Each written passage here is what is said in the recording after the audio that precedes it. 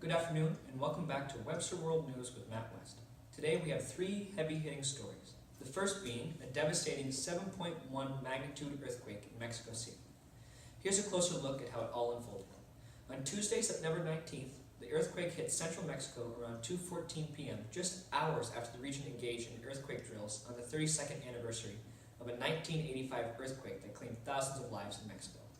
Tuesday's quake was centered near Robozo in Pueblo State, some 75 miles southeast of Mexico City, according to the United States Geological Survey. The natural disaster caused extensive damage to the capital, cracking roads and leveling at least 44 buildings, including homes, schools, and office buildings, according to Mexican President Enrique Pena Nieto, who did a flyover of the city Tuesday afternoon.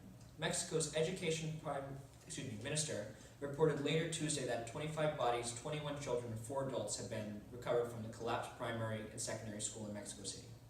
On Wednesday, search and rescue efforts were well underway at the school. World News reported that rescue workers spotted a child amid the rubble and shouted to her to move her hand if she could hear them, and she wiggled her fingers. A search dog was sent in and confirmed she was alive. Rescue workers used a tube to pass the girl water and oxygen until they were able to get her out. On Thursday, the Mexican military delivered an on-camera appeal to parents of children who are still missing to please come forward to the school. Perplexed officials told World News no parents had reported their children missing.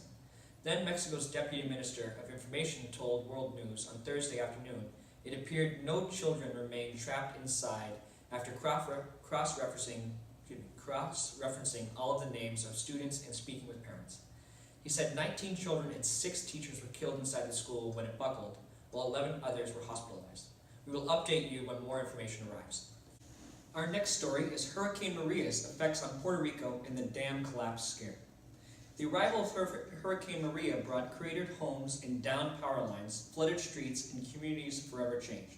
Now, as the strongest storm to hit Puerto Rico in decades continues to churn in the Atlantic Ocean, officials must grapple with another grim task, counting the dead.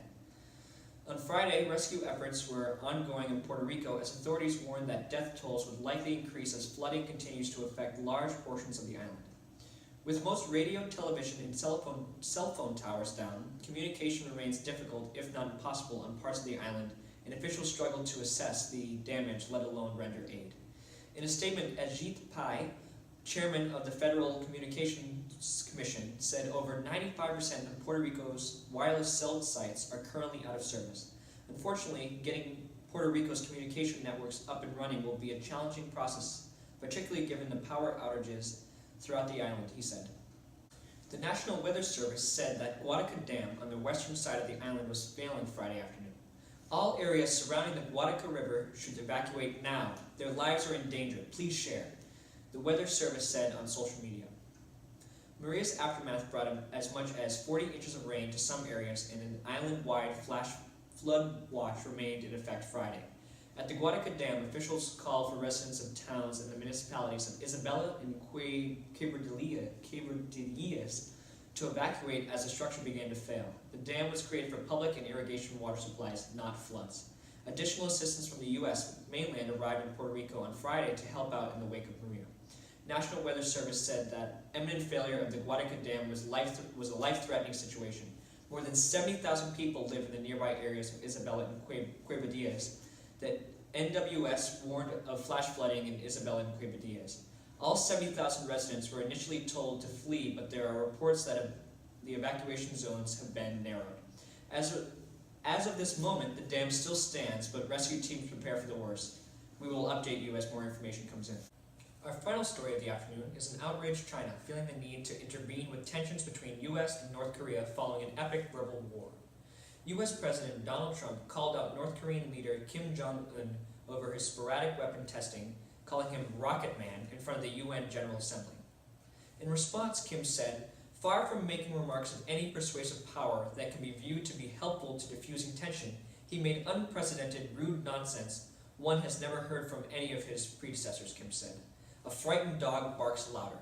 Hours later, North Korea's foreign minister reportedly said his country may test a hydrogen bomb in the Pacific Ocean to fulfill Kim's vow to take the highest level action against the United States.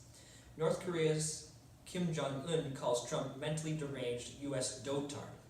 Trump hit back Friday morning on Twitter. His tweet read, "Kim Jong-un of North Korea, who is obviously a madman who doesn't mind starving or killing his people, will be tested like never before."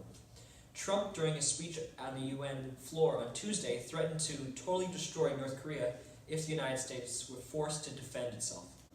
Kim, who Trump has recently started derailing as Rocket Man, said the threat had not fallen on deaf ears.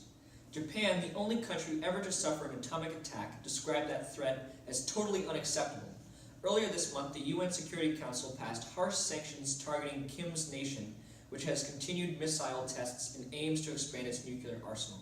The sanctions banned 90% of North Korean exports and were approved by Russia and China, who had previously maintained closer ties to North Korea.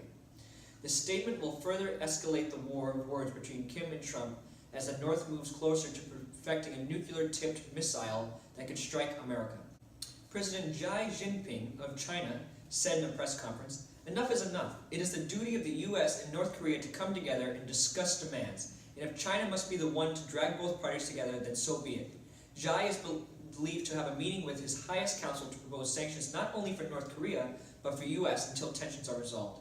Both Trump and Un have yet to give any response to China's proposal, and as a result, the verbal war has come to a standstill.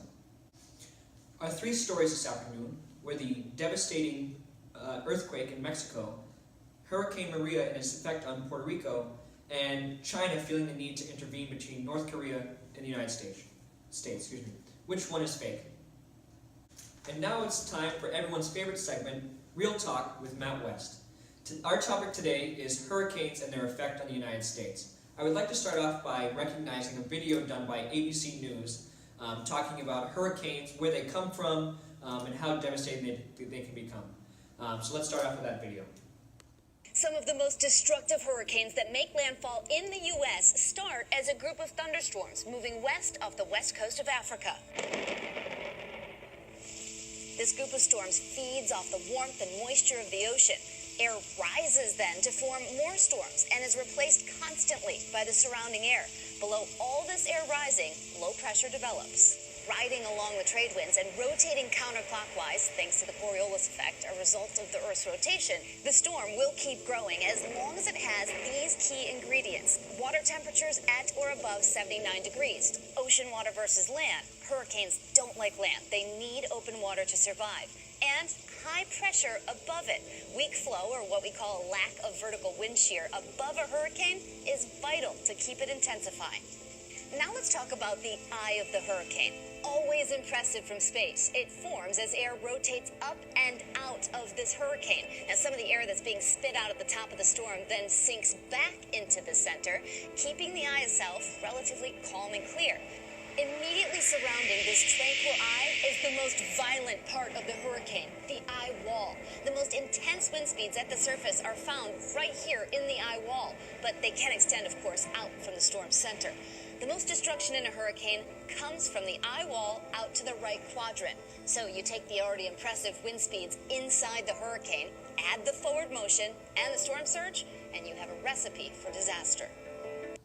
So I believe this video puts one big question into perspective. Why is the U.S. doing more to protect against natural disasters, specifically hurricanes and flooding?